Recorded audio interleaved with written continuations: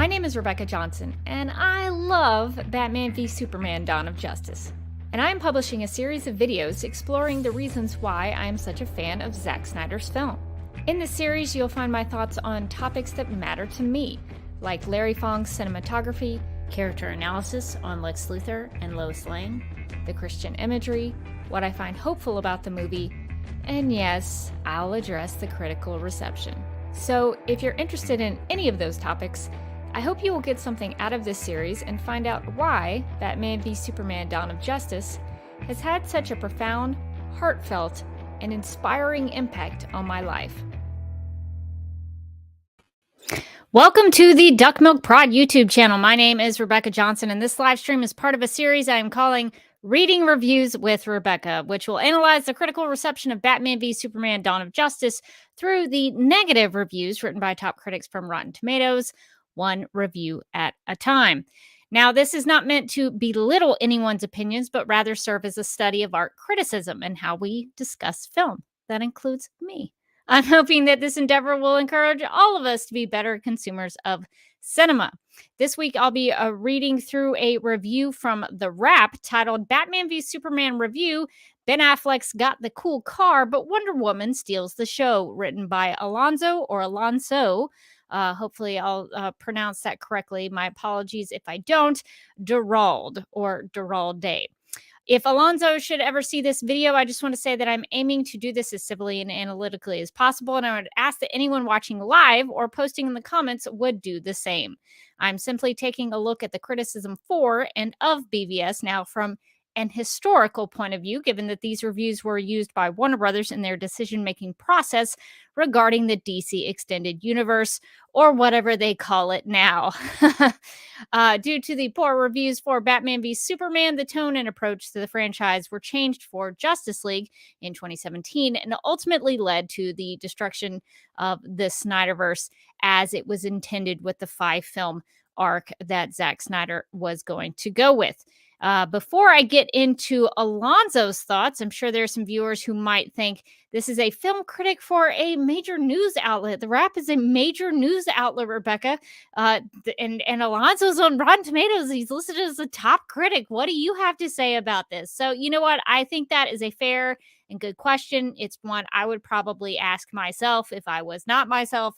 So I have a little bit of background on me that hopefully should help shine a light on some things that I can bring to the table. I graduated from the University of Alabama, Roll Tide, with a degree in telecommunications and film and a focus on broadcast television production. While I've never been to film school, in my television and production experience, I've learned about and have lots of practice in operating cameras, shot composition, and editing. Lighting, green screen, and audio are my weak spots, admittedly, but I've been working on those. After working in local TV news, running cameras, and working in production, I got a job at Turner, now Warner Media, or whatever they're calling themselves now, for 14 years. I worked with networks, or brands as they call them now, like TBS, TNT, Adult Swim, Cartoon Network, Boomerang, True TV, and Turner Classic Movies as a video encoding specialist. I also did a fair amount of closed captioning work and DVD and Blu-ray QC. In case you are wondering how I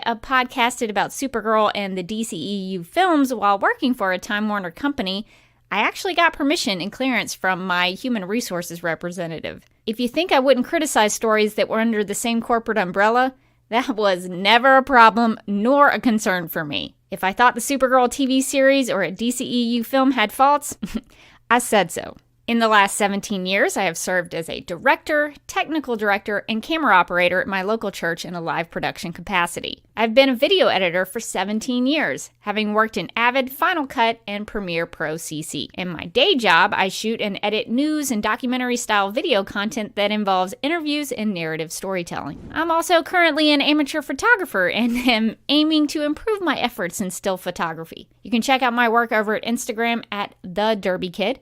Link is in the video description below. While discussing these film reviews, music and film scores will inevitably come up. It may be good to know that in my life, I have played piano, handbells, clarinet, bass clarinet, bassoon, acoustic guitar, and have even started learning how to play the ukulele. I've played in marching bands, symphonic bands, and wind ensembles, and have sung in many choirs. While I don't consider myself a world-class musician, far from it actually, I do know some things about music and am a big fan of film scores and soundtracks. In addition to my production and musical experience, I have had lots of experience in art criticism. I've been podcasting about television and film since 2009 and do so on a regular basis with Supergirl Radio, a podcast I co-host about the CW Supergirl TV series. I am also a writing contributor to the Justice League Universe podcast that offers analysis on the DCEU films. You might even hear my voice occasionally in recordings and audio commentaries over there. I'm not an expert, but I care deeply about film, television, storytelling, and art. So I hope this gives you a background on where I'm coming from.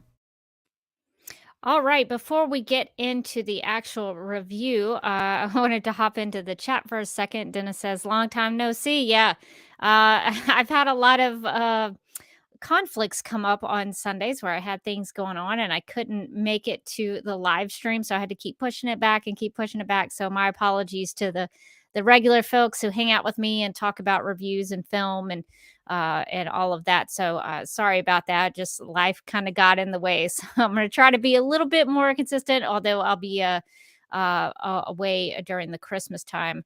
But I'll try to have a little more productive activity going on the channel. So hopefully you'll see more from me in the coming weeks. So my apologies on that. Trying to keep up keep up with life. It's hard sometimes. So and Dennis also says, first question, what does Ben Affleck's cool car have to do with Wonder Woman stealing the show? Good question, Dennis, and that's maybe a good segue to go ahead and get into talking about the review, because one of the things that I always like to start with is the title or the headline, whatever you want to refer to it as. So the title of this review is Batman v Superman Review, Ben Affleck's got the cool car, but Wonder Woman steals the show. And what struck me about this, and I always have to say this while I'm talking about the title of these pieces, is that maybe the reviewer didn't actually write it. It could have been an editor, so this may not be Alonso's title. It might have been constructed by an editor of the wrap based on the content of his piece. So I can't point this to Alonso, but this one actually reads to me as if it's a positive title. I mean, it's got cool cars and characters stealing the show. So that all seems great to me. I mean, I like cool cars. Chicks dig the car. And Wonder Woman stealing the show sounds awesome. This sounds like a positive review. This must be a fresh review on Rotten Tomatoes, because all of that sounds great. But given the actual content in the review, which we're going to dig into, this doesn't actually give the reader a clear indication of where it's going to go. So it reads as if it's a positive title, but once we get into it, we're going to discover that it's maybe not the case. So there's actually a subheading on this. And I should remind people, if you're in the live chat or if you're watching later on the replay, the review is actually linked in the video description below. So if you want to read it for yourself, I encourage you to do that so that you know that it is a real review. I'm not making this up. I didn't write this myself. This actually did come from the wrap. So the subheading for this review says the movie's only female non-pawn or hostage, Gal Gadot's Gal Gadot's Amazon warrior, saves the sludgy epic from superhero sameness. So this is definitely pulled from the review. Spoiler alert, I've already read it through the review.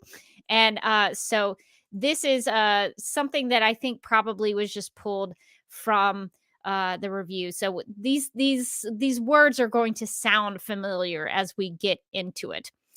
All right. So as we I guess dig into that subheading, though, and we'll talk about this maybe a little bit as we get into the review, but Alonso here in the subheading is taking a dig at Lois Lane and Martha Kent. for getting kidnapped, as if the superficial aspect of that is the only thing that matters in this film. There's no mention of Lois Lane's investigation into LexCorp and Lex Luthor, so that she can clear Superman's name. There's no mention of how Batman saving Martha Kent is a way for Batman to metaphorically save his mother and finally achieve some catharsis over being helpless to defend her. That's a pretty big deal for the character of Batman. Seems pretty important. And then the subheading uses the phrase, quote, superhero sameness, unquote, which to me is quite striking as a phrase because when Batman v Superman Dawn of Justice was released back in 2015, it was unlike anything that was being put out by Marvel at the time.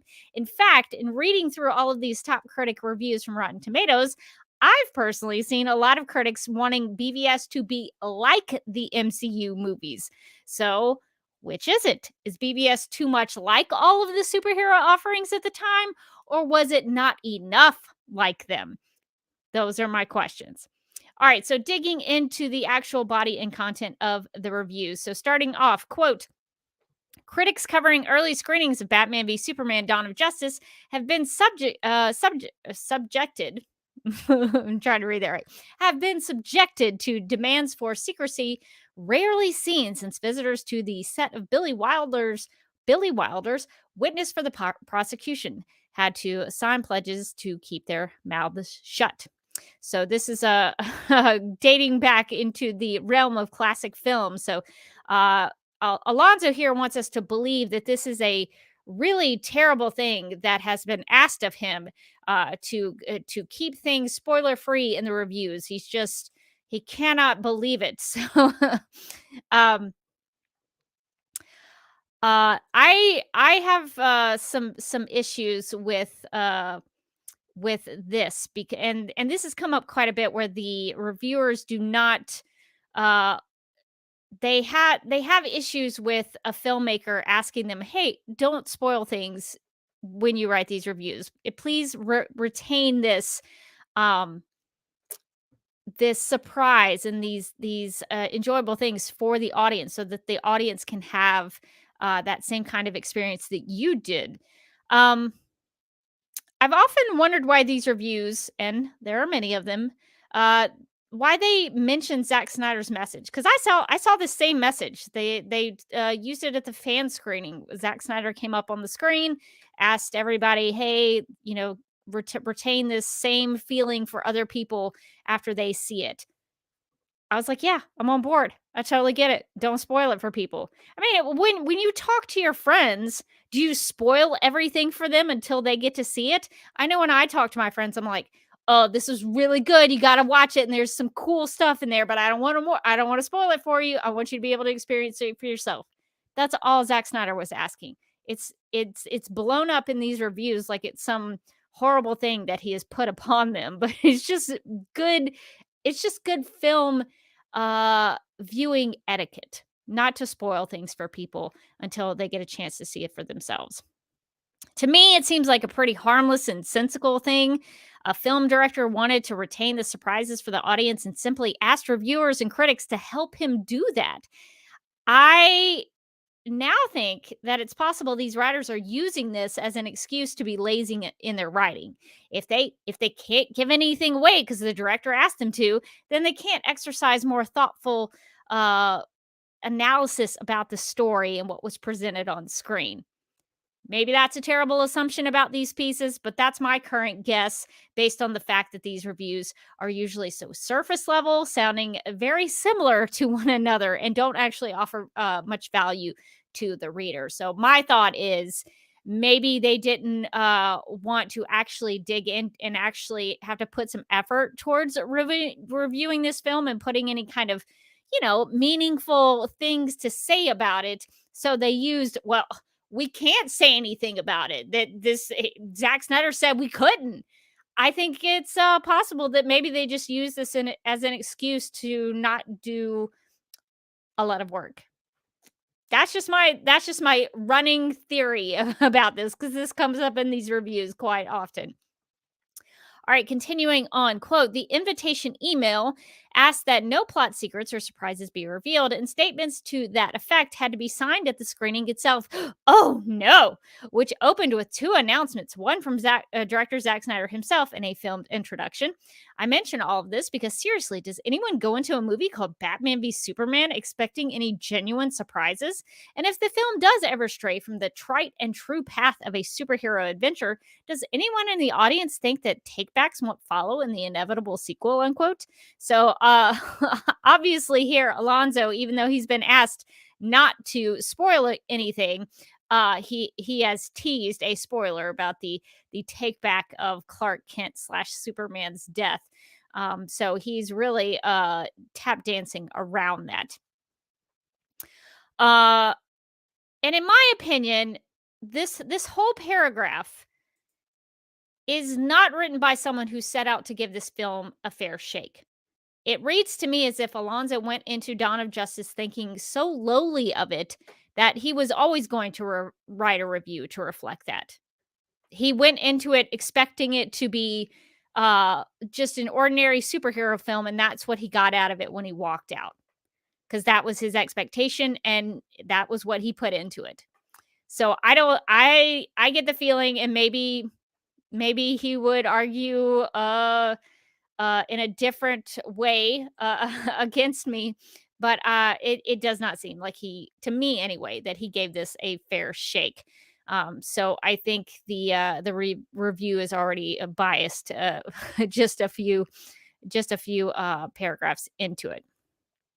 All right, so continuing on, quote, genuine surprise is the rock bottom agenda item for this latest offering from the Time Warner DC Comics juggernaut, since it's been designed to launch the company's own set of superhero team up and solo adventures, following the trail blazed so successfully by the distinguished competition over at Disney/Marvel. Subsequently, we get a little Batman origin story. Martha Wayne's pearls rain down on Gotham City's crime alley just as sure as Rapunzel's hair tumbles from her tower, and a little empire building as well. And in parentheses, he writes, the movie all but hits the pause button for about 5 minutes to lay the groundwork for sequels to come, in parentheses, unquote. This is a strange paragraph because he writes about the company and the competition, and then in the same paragraph, he starts talking about the beginning of the film. That's a weird way to write that. I think maybe he should have broken that up, separated those two thoughts out, because it doesn't flow from one thing to the other. So I think it's a very strange paragraph. Writing about the company that put out the film doesn't really say anything about the content of the film either. And same for mentioning the competition. That doesn't really offer any analysis of the film. You're just writing things that people already know. It also seems like Alonso here is mixing two different sequences in the film in this paragraph. He seems to be combining the Wayne murders and what I'm guessing is the Justice League cameos when he talks about the movie all but hits the pause button for about 5 minutes to lay the groundwork for sequels to come. Maybe he's talking about the nightmare sequence. I don't know, but I don't know why he put all of those things together for some reason. It doesn't make a lot of sense. Also about this paragraph, there's absolutely no effort to write anything meaningful about the sequence showing us how the Waynes were murdered. Nothing about how it was different from other iterations, which it was.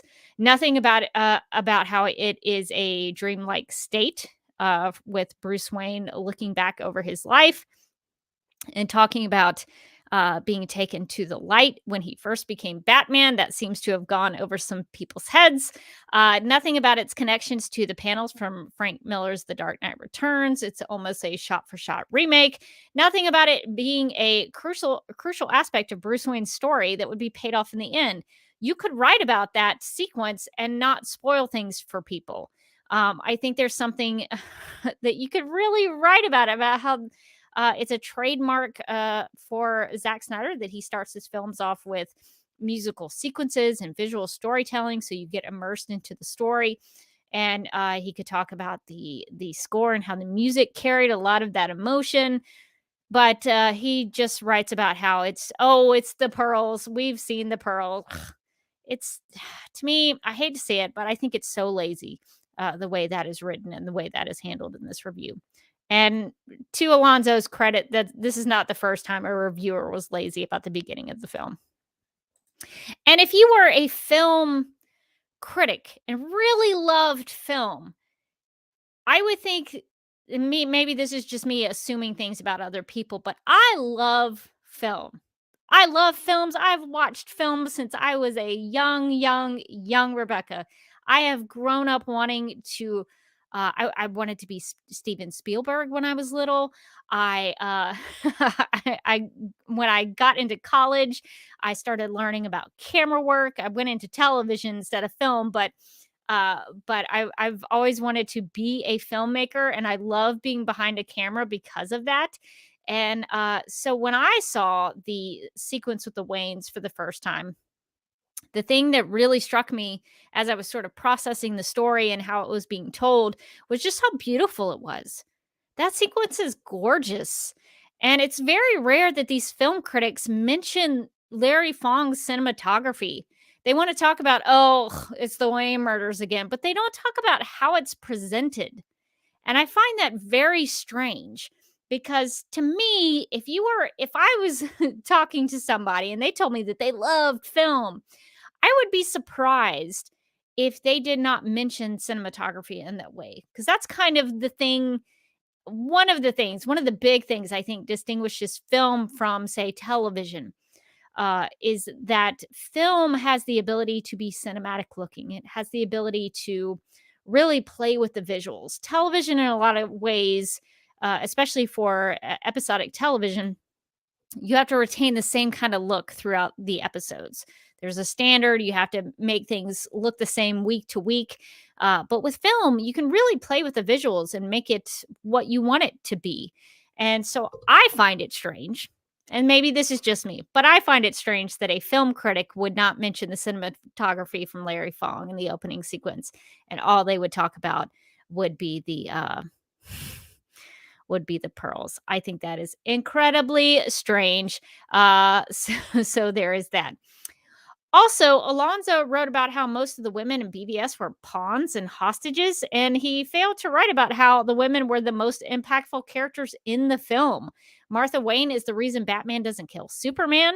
Martha Kent offers emotional catharsis for Batman, which is a huge deal and really hasn't been done in a really significant way as much as I know about Batman. This iteration of the character, I think, is the most that I've ever seen where Batman actually kind of overcomes his trauma a little bit. Lois Lane throws herself in harm's way to make both of those things happen. She prevents Batman from killing Superman, and she also helps him see the Martha moment because she steps in and tells him that his mother's name is Martha. The women, I think, are arguably the most important characters in the film, and they don't all have to be Wonder Woman to do that. They don't all have to be superheroes and have superpowers and carry lassos around.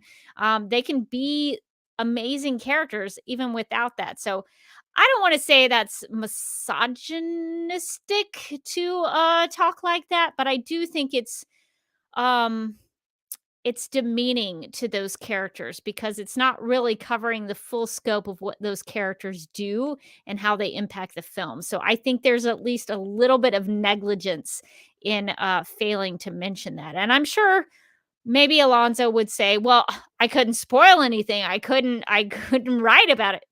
You could find a way to write about it without spoiling anything. So I think it's really unfortunate the way Alonso speaks about the female characters in the film because I happen to think they're awesome. Continuing on, he writes, quote, "And what of the title's promised skirmish? That face-off between two comics legends." That's weird that he would put that plural. I would probably write the face-off between two comic book legends. But he writes that face off between two comics legends becomes but one in a series of big things bashing into other big things, which is what Snyder and writers Chris Terrio and David S. Goyer mistake for storytelling. The trio do manage to cough up an acceptable number of "ooh, that's cool" moments, and fans who will be satisfied with those will be satisfied with those. That's a weird, weird sentence. But any other ideas and characters the movie might offer get lost in the rubble, unquote. Did I copy that right? Let's see. So he writes, and fans who will be satisfied with those will be satisfied with those. I mean, I guess that's what he's trying to say, but it's just a awkwardly written sentence. Um, So Alonso's big takeaway from the Batman versus Superman fight seems to be that they were just quote big things bashing into other big things unquote, and he even criticizes the storytelling during that sequence, while at the same time not offering anything meaningful to say about why Batman is doing it. Why is he bringing this fight to Superman? Why does he want to kill Superman? What is this doing for Bruce Wayne as a character? There's zero commentary on where Bruce Wayne is emotionally at this time. There's nothing about what Batman is telling Superman about his life, about his parents, about the God versus man theme that runs through the film. There's, I mean, this is a pretty big deal. A man, a human man, is literally fighting what he considers to be, or maybe metaphorically, he's metaphorically fighting God. This man is wrestling with God, and that's running through the whole film about how men and God go together, and it's such an interesting dynamic and a great and surprising storytelling choice for this film. None of that is mentioned here. My only guess is that Alonso doesn't mention any of these things because his viewing of BVS was surface level. So, of course, his reaction to it would be surface level. One cannot critique storytelling if one doesn't pick up on it. To be fair to Alonso, he probably only saw it one time. I would imagine that critics don't often go back to a second viewing, especially if they don't like the film. This is something that I might offer up to a sort of a wrap up video to this series that I've been doing. But I think one of the things that I would offer in terms of fixing film criticism is mandating that critics see a film at least twice before they review it. That's the standard I hold to myself, because a lot of times when I see a film, I watch it through or have the experience, and I'm like, oh, okay, that was kind of interesting.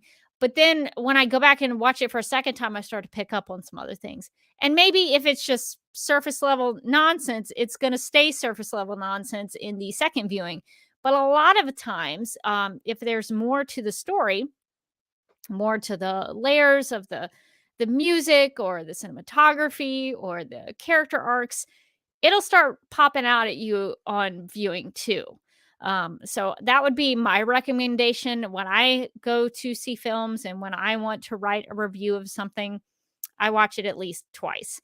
So that would be my recommendation, especially for a Zack Snyder film. Zack Snyder films are very famous for the many layers that are put into the film and having to rewatch it and rewatch it and rewatch it to catch everything, especially in this one. So, to be fair to Alonso, he probably only saw it once, but I think that would be my solution to fixing film criticism. Well, at least one of the solutions. I have several other solutions, but that would be one of them. So, spoiler alert for my ending wrap up video, to be determined when I will put that out. All right, continuing on in the review. Quote: the best notions in Batman v Superman come from elsewhere in the comics universe. Alan Moore's Watchmen, which Snyder unsuccessfully attempted to adapt in 2009. What? What? I kind of skimmed over that when I took notes before. Unsuccessfully adapted.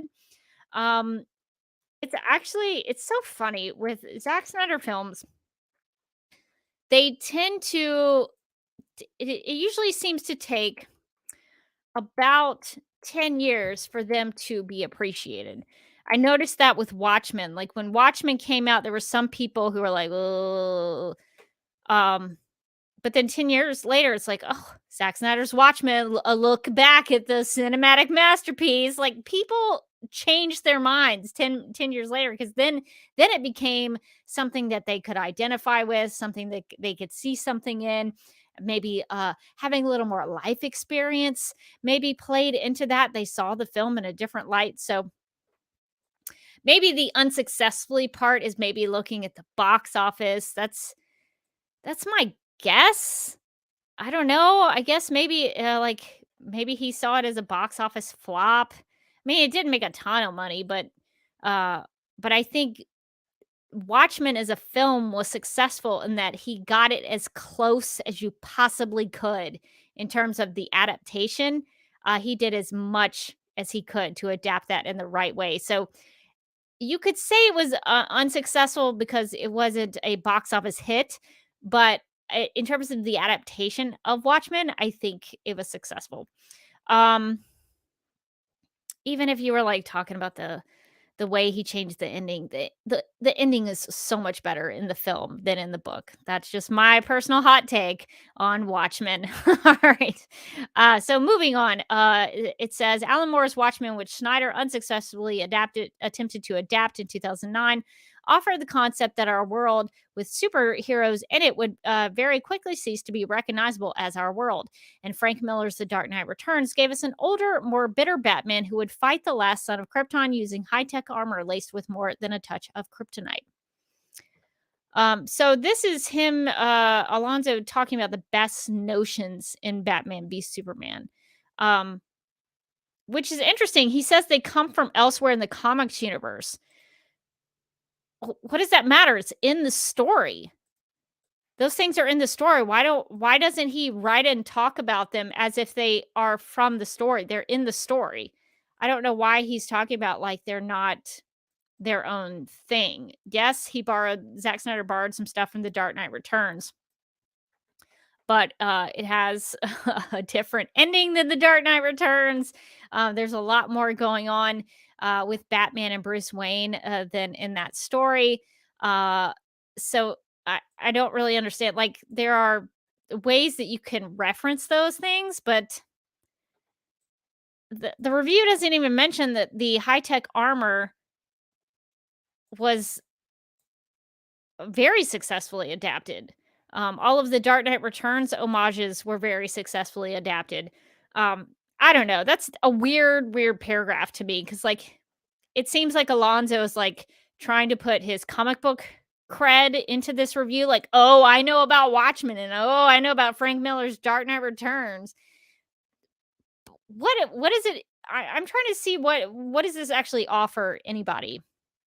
Maybe there's some value to be put in here because he's giving the reader some like additional things they could go check out, like, hey, go read these books for more stories like Batman v Superman. There is that, but other than him just mentioning those two books, it's really not saying anything. So it's kind of, in my opinion, a little bit of a waste of space in the review, unless you were going to say something more impactful. But a lot of that is just telling people descriptions of those books. It's strange. I would try to stay away from something like that. It's not very beneficial to the reader. Okay, continuing on. Quote, this may be the first time that an on-screen Superman, played by Henry Cavill, resuming his duties from Snyder's Man of Steel, has been asked to testify before Congress, but much of the film revolves around the public's mixed response to this alien savior who does great deeds but also leaves disaster in his wake. BBS opens with the previous film's climax as we see Bruce Wayne, played by Ben Affleck, speed through the streets of Metropolis as the Wayne Financial Building collapses, part of the massive collateral damage from Superman's battle with General Zod, played by Michael Shannon, unquote. I believe that Alonso is correct about Superman testifying before Congress for the first time. Christopher Reeve's Superman gave a speech to the United Nations in Superman 4, The Quest for Peace, but I think this is the first time for a Senate hearing. I don't know everything about Superman comics, but I have not personally seen any of that from any of the adaptations that I've seen or from any of the comics I've read. So maybe there is something there, but in terms of an on-screen adaptation and storytelling, I believe that is correct from Alonso. And this paragraph is pretty accurate in terms of the story and what the film depicts, but there's really nothing of a perspective from this critic that is given to the reader here. It's just a description of the film and a summation of what's happening. So there's kind of nothing really there. So continuing on, quote, Bruce slash Batman tries to figure out a way to keep Superman in check, but so does gazillionaire Lex Luthor, played by Jesse Eisenberg, in a manic Mark Zuckerberg mode. Ugh, lazy writing. I'm sorry. I'm trying not to be mean. I'm gonna take that back. It's honestly still lazy writing, but I'm trying not to be a jerk about it. And they've both got their eye on a chunk of kryptonite found in the wreckage of Zod's spaceship in the Indian Ocean. Luthor, of course, has more nefarious plans afoot, but he's being spied upon by both Bruce and the mysterious Miss Prince, played by Gal Gadot, who's definitely more than she seems, unquote. Just another description of the film, more kind of summation of what's happening.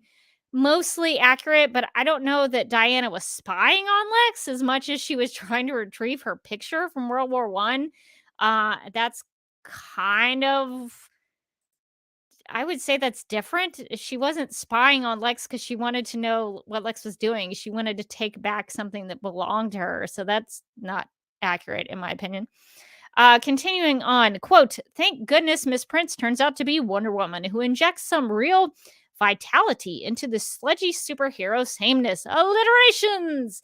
It's also worth nothing that she's the one female character, with the possible exception of Soledad O'Brien playing herself, who isn't used in the film as a pawn or hostage, which is about all we get from Amy Adams as Lois Lane, who's apparently as addicted to stilettos as Bryce Dallas Howard in Jurassic World. Diane Lane's Martha Kent or Holly Hunter's all too brief turn as a Kentucky senator who squares off against Luther, unquote. So one of the questions I had with this paragraph, does Alonso mean, quote, it's also worth noting, unquote, or does he mean, quote, also worth nothing, unquote? Because those two words have very different implications in the sentence. So I'm not sure if maybe an editor or Alonso himself didn't catch that. It seems like it should be also worth noting. But I don't know. So that's a very strangely worded sentence. I will also agree with Alonso that Wonder Woman's entrance in the battle adds a new and refreshing element to the action. So I'll find common ground there. Although the word and use of the word sameness is something that I still have an issue with in regards to BVS. I talked about that earlier on in the subheading. Maybe you could use sameness to describe the MCU as it went on, but I don't think it's very accurate when it comes to what Zack Snyder did with Dawn of Justice. There was nothing, samesies about Dawn of Justice at the time it came out in 2016.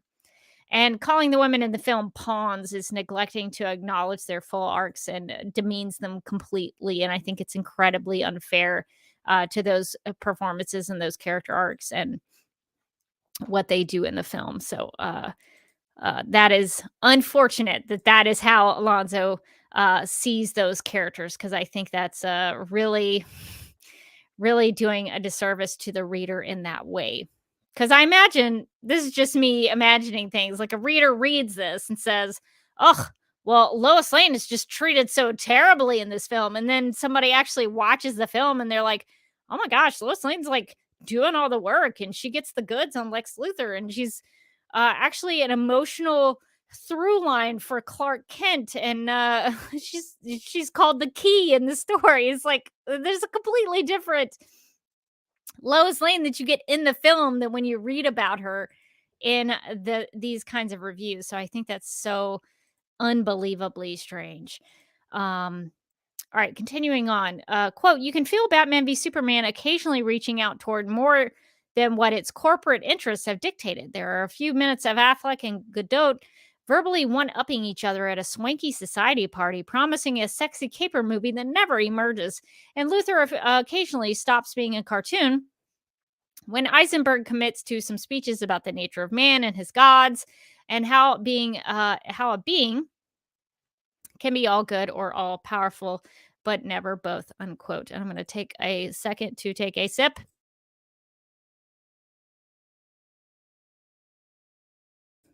Every now and then I need water to keep going because there's a lot to say about these reviews. All right. So this paragraph reads to me as if Alonso is accusing Batman v Superman as being a film written by committee. He talks about corporate interests, when BVS is actually the opposite of that. From what we know from film history, Christopher Nolan actually stepped in to give Zack Snyder the chance to make the film he wanted to make. If it had not been for Christopher Nolan standing up to Warner Brothers on his behalf, we might not have gotten the Batman v Superman that we got. So that it's kind of a cinematic miracle that we got BVS the way that we did, because this is the film I think Zack Snyder wanted to make, and that Chris Terrio wanted to tell, that wanted to write. And so the fact that the fact that we got it like we got it is kind of a miracle. And that was all, I think, in part because of Christopher Nolan standing up to the executives and saying, "Hey, back off, because we're going to do this the way this is." So it's pretty much the opposite of the way Alonso describes it here.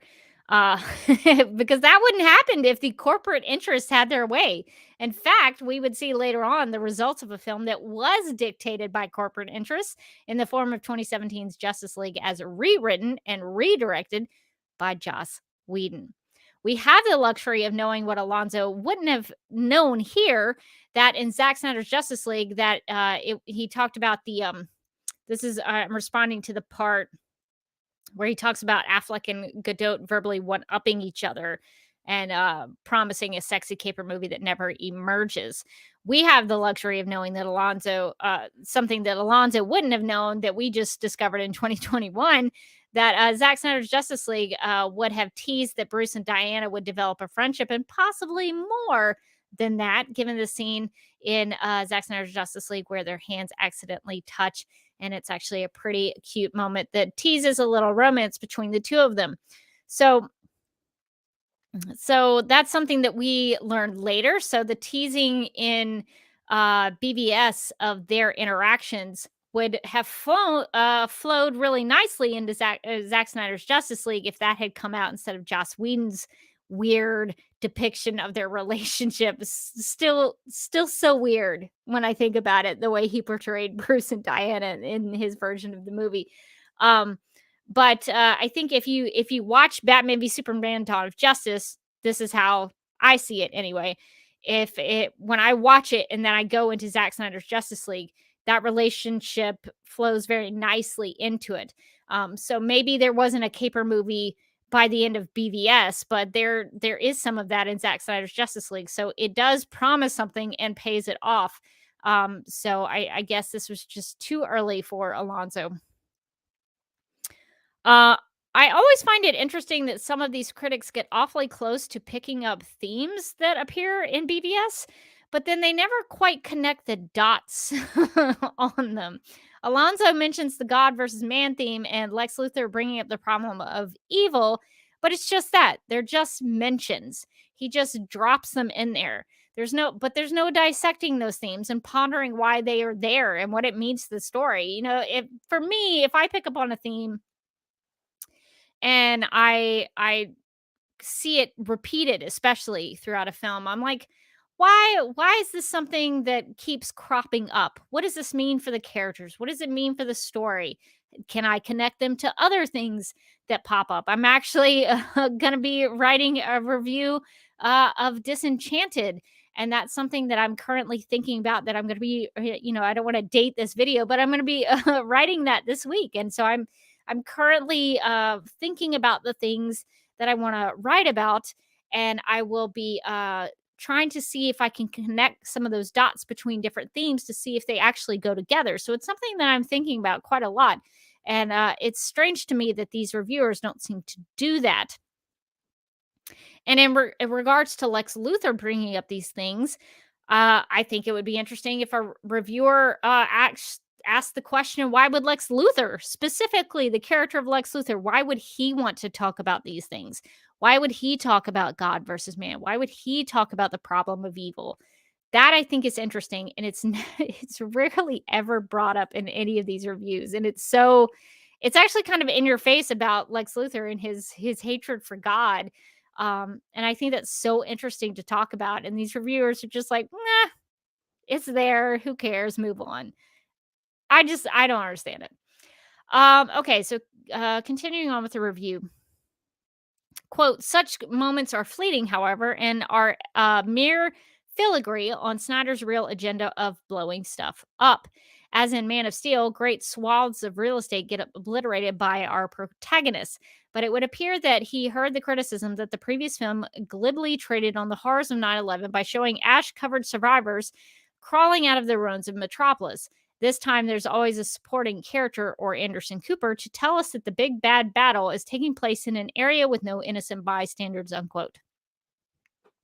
So if you wanted to look up the definition of filigree like I did, the one thing about these reviews is that I'm learning new vocabulary. They try to sound smart, so they use big words from the words that they looked up in the thesaurus, and so I'm learning words from these.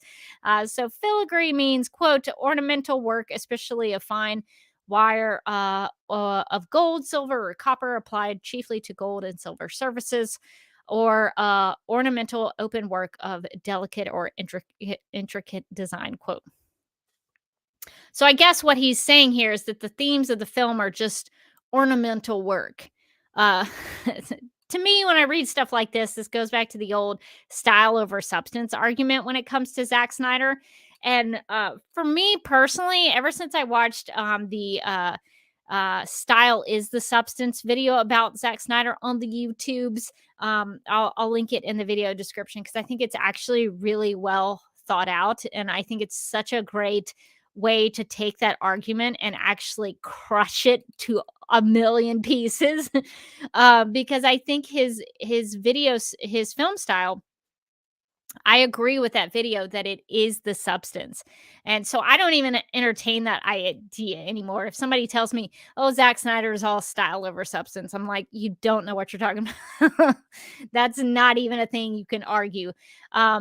Because what I think Alonso and a lot of these critics don't address, or maybe even don't even think about, is how Snyder's cinematic language and his visuals help tell the story too. You can visually blow things up and also create arcs and themes without having to say a word. The dialogue and visuals in BVS go hand in hand. They complement and elevate each other, and this goes unmentioned in this review. Uh, yes, there are things that blow up, but what else is happening visually around some of those things? Um, I'm thinking about the big battle at the end was with Doomsday. Between the blowing things up and the heat vision and all the things that are going on, what else is happening in that sequence? Lois Lane goes to get the kryptonite spear, and then she is in danger, and then Superman has to save her. And then they have that quiet moment about him talking about, this is my world, you're my world. Those are things that are happening around when things are blowing up. There are these little character bits and these beautiful character moments. That is not mentioned in this review because guess what? He can't spoil it. Zack Snyder told him not to spoil it, so he's not going to mention all the good stuff. He's only going to talk about the surface level, superficial things. And I know I've talked about this with other reviews, but critics don't get to, in my opinion, I don't think they get to write the stuff about the film addressing the way BVS shifted from having its big fight in the city, like with Man of Steel, to an uninhabited island. You do not, if you are a film critic who complained about it in Man of Steel, you do not get to talk about this.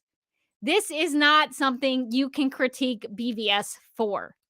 Critics were the ones who complained about that in Man of Steel, and they do not get to complain about it once it is course corrected to please them.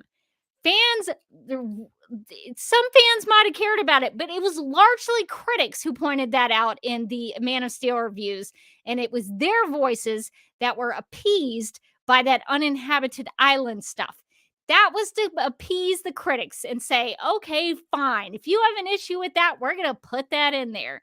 I don't think these people have any leg to stand on to critique that, because they are the ones being placated by that line. That is all done for you people. So you cannot talk about that and criticize it, because that line is specifically there to make you happy. Some of us didn't care because we actually like to see action sequences that have consequences. And we actually like to see things that are realistic and that have emotional weight to it. But some people have a big issue with seeing it realistic. They don't care if it's the first Avengers film when the Hulk smashes through an office building with like a floor full of people. They don't care about it there. That's not a big problem there, because it's the Avengers, the Joss Whedon first Avengers film. That's the cartoon. That's the cartoon. I'm sorry, I get a little worked up about this, but that film is a cartoon. I hate to say it, but they accept it. They're fine with it then. But when it's Man of Steel and it's being portrayed a little more realistically, then they have an issue with it. So it really works me up that these critics have the gall. They have the gall to talk about this, because they're the ones that had such an issue with it in the first place. So it is so frustrating to me that they talk about that in these reviews. They should have said, oh, thank you, Zack Snyder, for actually addressing this issue. Thank you so much, Zack Snyder, for listening to our voices and our problems with how you did about that, that you portrayed that in Man of Steel. Thank you so much for course correcting. They don't say that.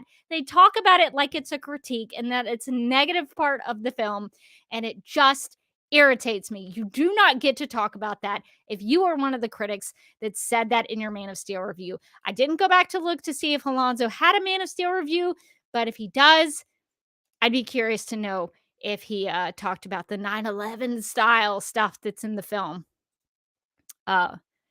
Because I would be curious if there was some hypocrisy there.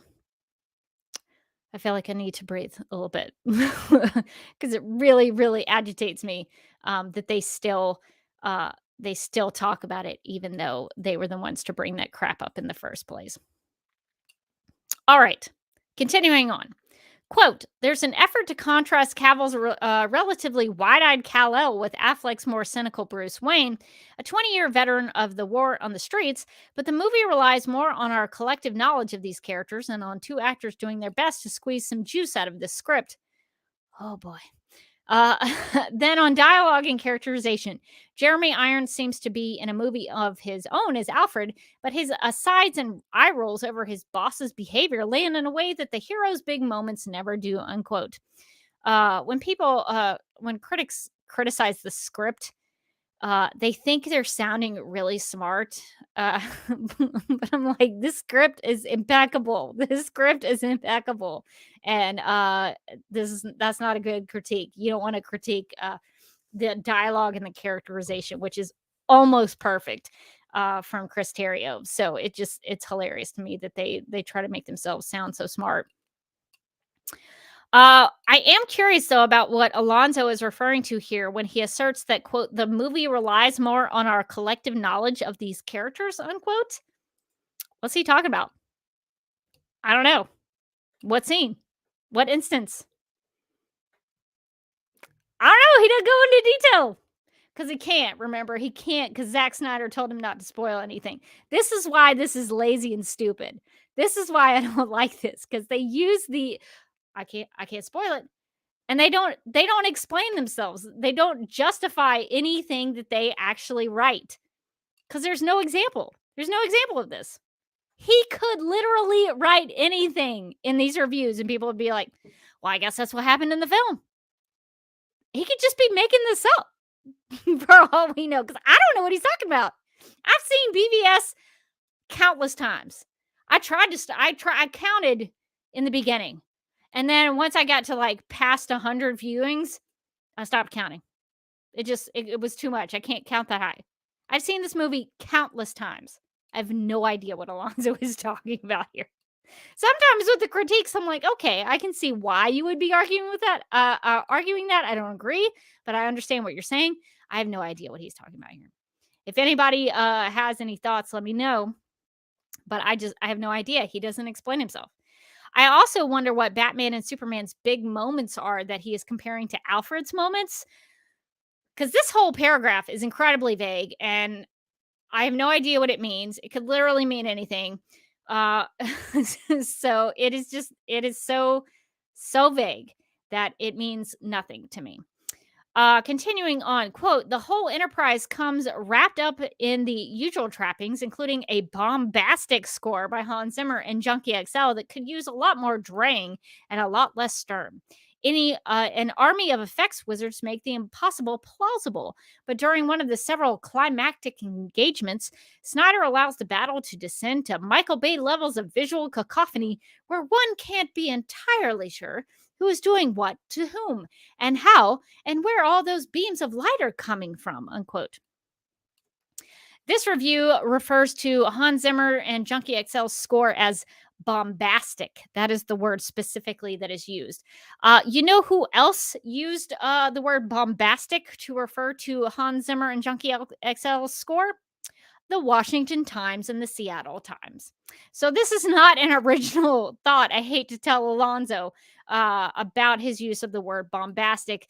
This is something that seems to pop up quite a bit with other reviews. So it almost seems like a talking point, but I'm not going to go there. But it just seems like a lot of these reviewers had the same ideas about the film and even used the same words exactly. Maybe it's a coincidence. Maybe they just all love the word bombastic. That could be it. That could be it. I don't want to be a jerk. I don't want I don't want to connect the dots on something that is not there, that doesn't need to be connected. But for the fact that three of these top critics from Rotten Tomatoes all use the word bombastic to refer to the score, it just seems like an odd coinky dink. So that just seems strange to me, especially because the score, yes, it has bombastic moments in it because you're dealing with an angry Batman. So it's actually really fitting to the character and the story that they're telling that there's this angry Batman who is like out for vengeance, wanting to kill Superman. It makes more sense for his theme to be pretty hardcore. But a lot of the music is very soft, very reverent. There's choral music when Superman dies. A lot of the stuff with Clark and Kal-El, there's, the little piano notes, and it's just beautiful. It's beautiful. So it's really unfair to the composers of Batman v Superman to just boil everything they did down to the word bombastic. To me, that is really neglectful. If you want to mention the fact that some of the music is bombastic, sure, go ahead. But also mention how some of the music is not like that. I think that's more fair to talk about that. Oh boy, I do not like the way that is handled in terms of the score, because the score for BVS is one of the greats. It's just one of the greats.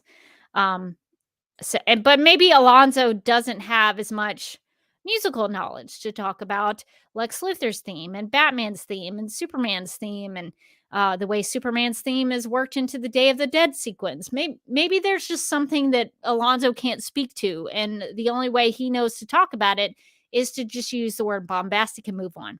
It could just be as simple as that. Occam's razor and all that.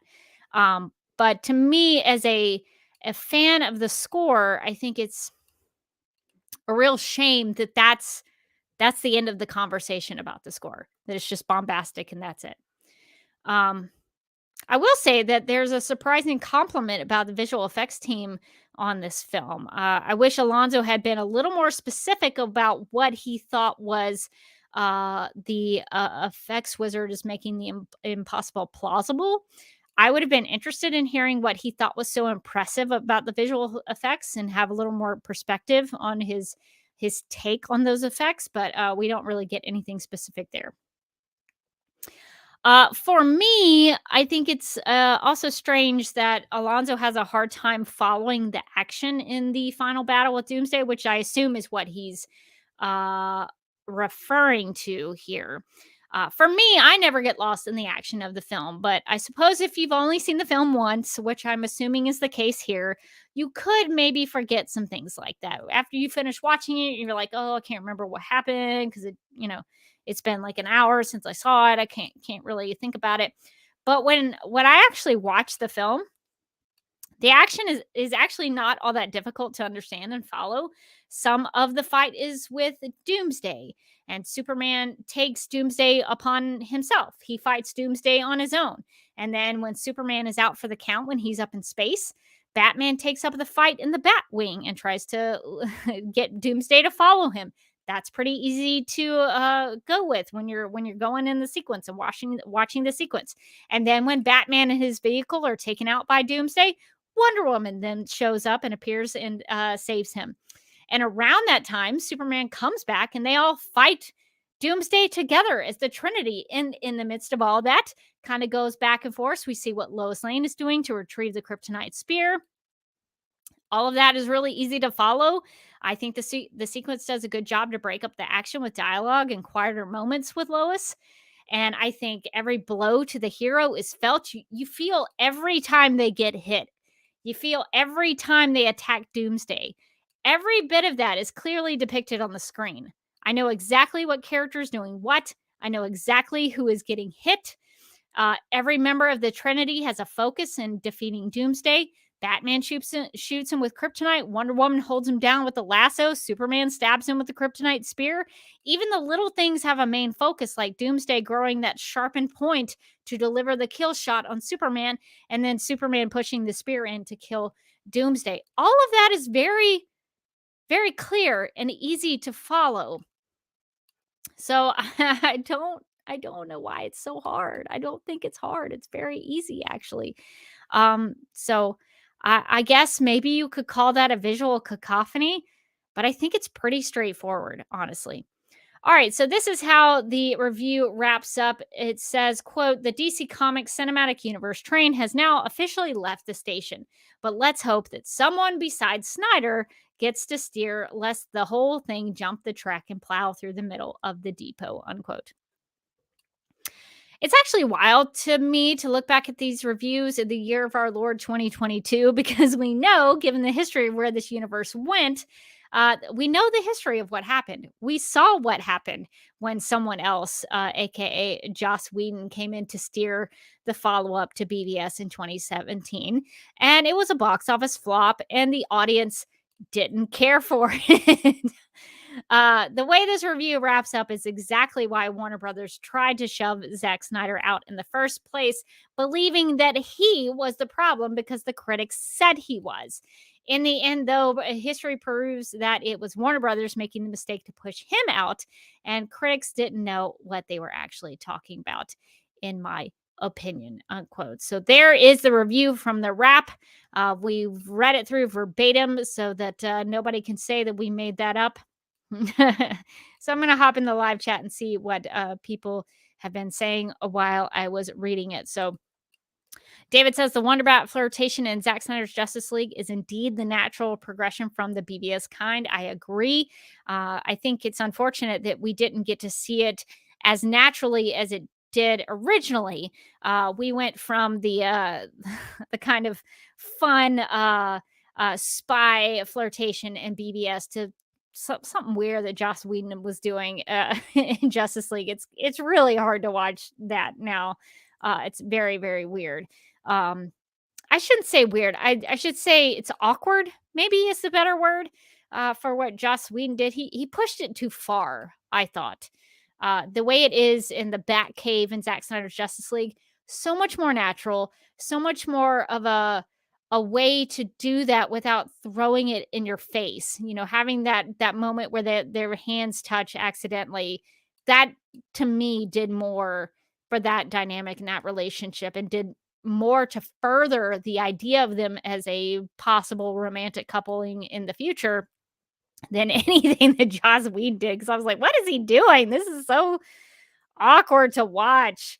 Because he just pushed it too far. I think what they did in Zack Snyder's Justice League was just right. It was just enough. And then I hate to use the word couple that when talking about a romance, but when you put that together with the fact that, like, Diana's hanging out at the Batcave with Alfred, and he's teaching her how to make tea. That's really cute. It's really cute that, in the future, if Bruce and Diana did become a couple, it makes sense that she would be hanging out in the Batcave, and it makes sense that she would develop a relationship with Alfred. And so all of that is so much more natural than what Joss Whedon tried to shove into it in that 2017 Justice League. He went too far, too far, too far, too fast. But the actual progression is actually much more natural, the way it was intended. Let's see. David also says, if Zack Snyder blew up the buildings while never showing people die, uh, like with the screamers getting slammed down by gravity, nor do survivors walk around with dust, no critics would complain. That's true. If he actually did show people, the buildings being blown up, but then you never show the consequences of that, then people would say, well, that's not realistic. You should have shown it the way, that it would be. So Zack Snyder's not going to win this. He's not going to win this battle. It's just not a battle that can be won. So I think if I was advising Zack Snyder, not that he needs my advice, but I would just tell him, make the movie you want to make. And I think he already operates under that philosophy, is he makes movies that he would want to see. So it doesn't really matter what critics say for him. Maybe for the studio executives, they care about what critics say.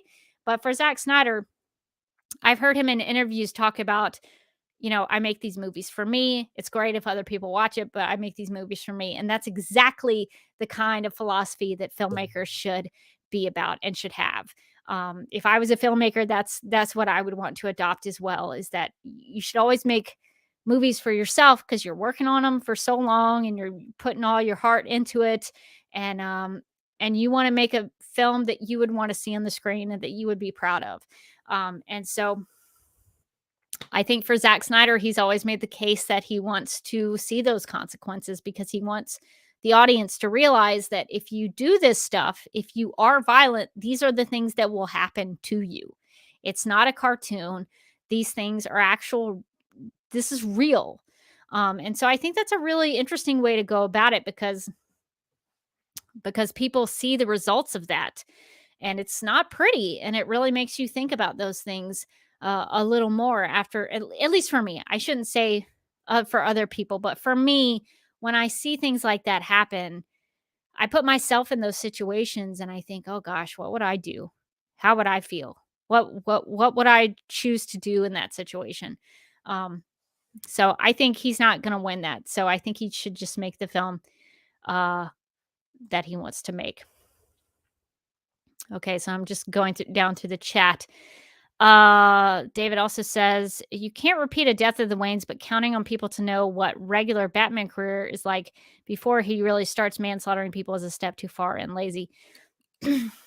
So what I think David is trying to say here, what I take away from this comment is that what the beginning sequence with the Death of the Waynes is really showing is that, in my interpretation, is that the Death of the Waynes shows why Batman, or why Bruce would become Batman, why he goes into this path, and the the sort of dreamlike state of the bats carrying him into the light, is that's visually trying to depict his transition into Batman, and that they took him to the light, and he became this hero for a long time. And then when Superman showed up and things went south, and he saw that things were kind of not the same anymore, he goes down a dark path. And some other things, clearly, if you think about the dialogue, and some of the people that he's known in his life become that don't stay good, I can kind of see why he would start to take this downturn. So I think David is right that you have to establish him as a hero um, from that beginning sequence, to show that he was a hero at one point. And you have to do that before you see him break his own rules. And that the film does a really good job of talking about that through the eyes and dialogue of Alfred. Let's see. Uh, so Mask of Shy says, I think Alonso, the reviewer here, is talking about the Trinity fight, which is still easy to follow, but let's see. Yeah. Yeah. Mask of Shy is kind of making a joke in the comments about how, well, if I think about it this way, no, it's still easy to follow. But if I think about it this way, no, it's still easy to follow. And then I think about this thing that happened. No, that's still easy to follow too. I can still easily follow that. I get you, Mask of Shy.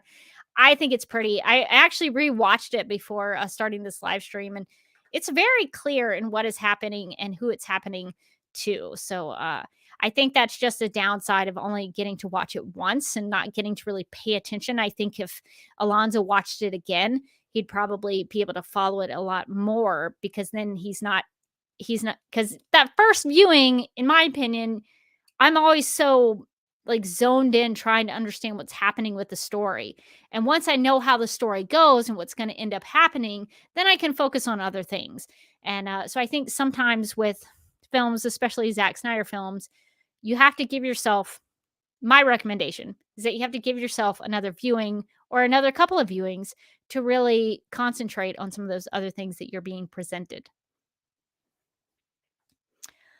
Uh, yeah, David says in Justice League, it's the boy pulls girls pigtails because he likes her fighty kind flirtation with Bruce and Diana. Yeah, it's just like the whole thing is weird. Like Bruce makes a cut down about Steve, and that's so out of character because in the Wonder Woman film, the first standalone Wonder Woman film, he's really sweet about providing that picture for her that has her and Steve from World War II, and it's well, the whole team, uh, but Steve is included in there, and so it's just so strange and out of character in the Justice League version. He would really respect Steve Trevor, and I think that that's sort of hinted at with Zack Snyder's Justice League, where and it pays off really nicely because if you think about the timeline in which these films were actually supposed to come out, it was BBS, I think then Wonder Woman,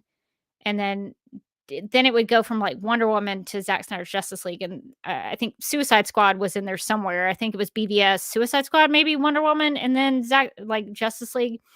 Um, you would get to see that progression of their relationship, and then once you get into Zack Snyder's Justice League and you see, Diana come into the hangar, and they have that talk about the flying fox, then there's that other layer of Bruce sort of becoming Diana's new Steve Trevor. In a way, I don't want to say like he's like Steve Trevor now, but Bruce is a pilot now.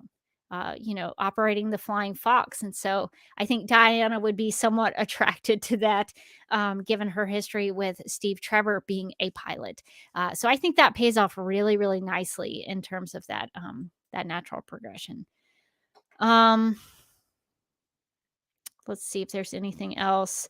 Yeah, David reminds me it was Man of Steel, BVS, Suicide Squad, Wonder Woman. Yeah, so I eventually got there. I got I got the order correct. Um, let's see. Uh yeah, Mask of Shy says Diana likes men of the air. Yeah, I agree. I agree.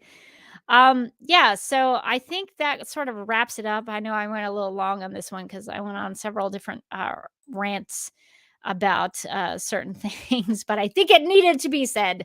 But hopefully, viewers of this video will have gotten something out of this. But I think that's going to do it for this week's live stream. If you missed this live, I hope you'll consider sharing your thoughts in the comment section below.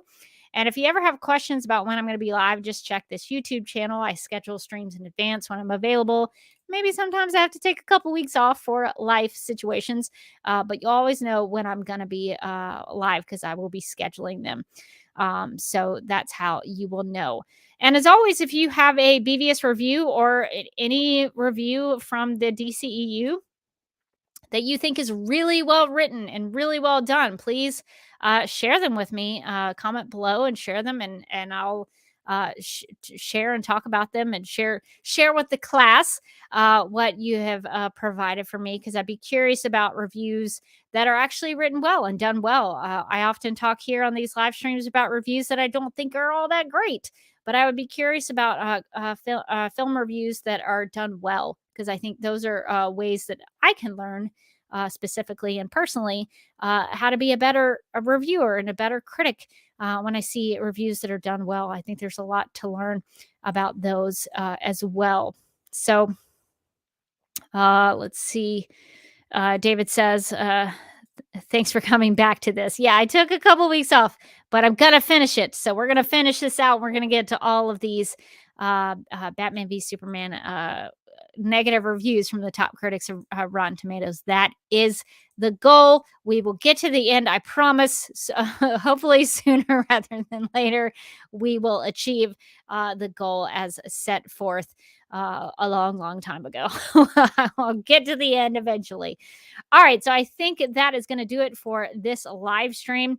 And now I'm going to let voiceover Rebecca take us out. If you would like to see more of these live streams, make sure to subscribe to this YouTube channel at youtube.com/duckmilkprod. If you'd like to keep in touch with me personally, you can follow me on Instagram at @TheDerbyKid and on Vero at DerbyKid. You can hear my thoughts on the CW Supergirl TV series and all things Kara Zor-El over at Supergirl Radio by visiting supergirlradio.com, subscribing wherever you listen to podcasts, or subscribing to the DC TV Podcast YouTube channel, which you can find at youtube.com/DCTVpodcasts. Also, please check out the Justice League Universe podcast for in-depth analysis on the DCEU films, including Batman v Superman: Dawn of Justice. And before I go, I hope that this live stream video series will inspire you to think more critically and thoughtfully about film and storytelling. I'd like to leave you with this quote from C.S. Lewis's book titled An Experiment in Criticism. The truth is not that we need the critics in order to enjoy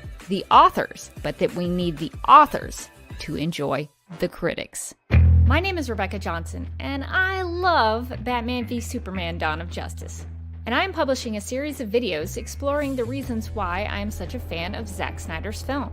In this series, you'll find my thoughts on topics that matter to me, like Larry Fong's cinematography, character analysis on Lex Luthor and Lois Lane, the Christian imagery, what I find hopeful about the movie, and yes, I'll address the critical reception.